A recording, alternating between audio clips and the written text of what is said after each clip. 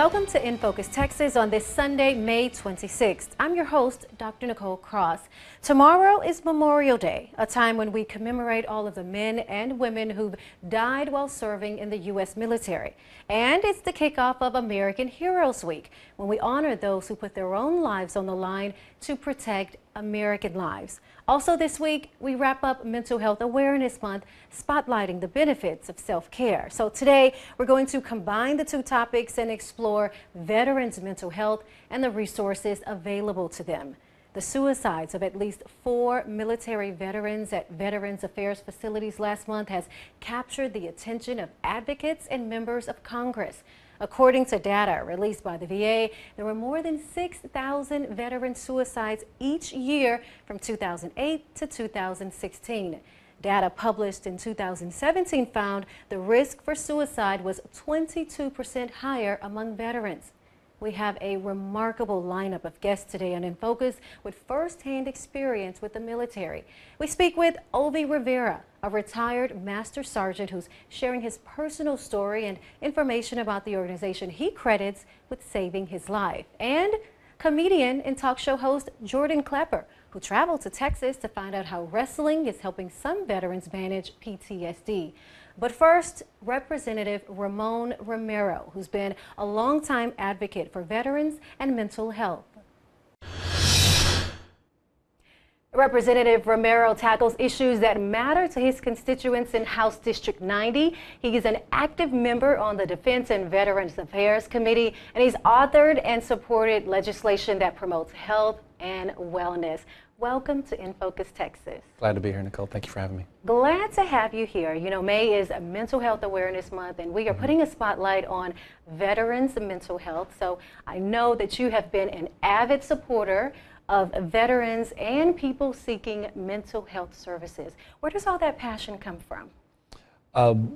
You know, we all go through ups and downs in our lives. I'm certainly, you know, just another American that's gone through some trials and tribulations. I was a beneficiary of many years of a fabulous licensed professional counselor, and me having that benefit of being able to be kept sharp was something I've been able to share with others and kind of help to remove that stigma of that mental health isn't for people that are crazy. They're just people that just know they want to talk to somebody and get help. You know, you just helped a lot of people just by being transparent, just by vocalizing that. It's so great to have someone in your position to be a supporter of mental health services. Also, SB 10, it is a top priority of Governor Greg Abbott. It's focused on connecting children with mental health services. It was flying high, right? It had a lot of support, but then it got killed on a technicality, but then it got brought back through an amendment to a school safety bill. What are your thoughts about it? Well, it was a priority, is a priority, remains a priority, and we got it done. Unfortunately, there's a lot of gamesmanship that are allowed through the rules, and Representative Stickland took advantage of some of that, and he made a point. Sometimes in killing bills, people become more important. I think that was actually his role. But look, it's back. We need to take care of mental health for our kids.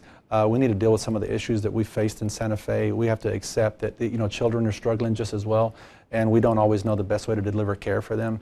This was a long-term attempt. It was a governor's priority, and I'm glad that we've got it done. There's going to be some folks that have lots of consternation about the way it had to go down in the end, but thank God for the House rules that allowed it to happen.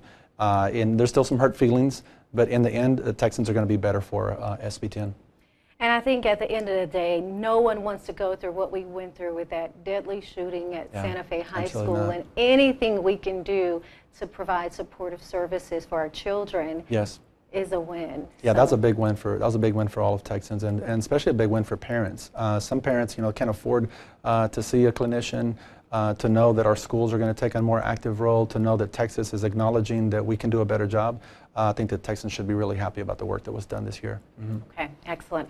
Also, you have been a part of the Defense and Veterans Affairs Committee, working hard this legislative session on everything from Texas Veterans Commission to Veterans Disability Services. What's your ultimate goal with that committee? You know, I'm not a veteran, so when I was appointed to that committee, I thought I was a little disappointed because I'm a business person. I wanted to do some other things, but being in that role, being someone that not only have I received mental health services, but my wife is a licensed marriage and family therapist. So I used that lens. I really dove into how we deliver mental health services for veterans. 22 veterans a day, Texans. Of the 1.6 million veterans that live in Texas, 569 in 2015 took their own lives. I really dove down into the Texas Veterans Commission and really started to ask questions of why, how, or how can we change these things, and are we satisfied? And I'm not. I'm not satisfied with the work that we're doing, and I think that we can always improve. My goal right now is to ensure that the Director of Mental Health Services for Texas Veterans Commission is clinically informed, trauma informed, and has some clinical experience. It's unfortunate that person doesn't have that experience now, but you know, we aim to change some of those things. We can't accept that people are going to take their lives on the level that they are now. And even women are the fastest growing population of those that are taking their own lives. That's a sad thing. Some of these women are moms.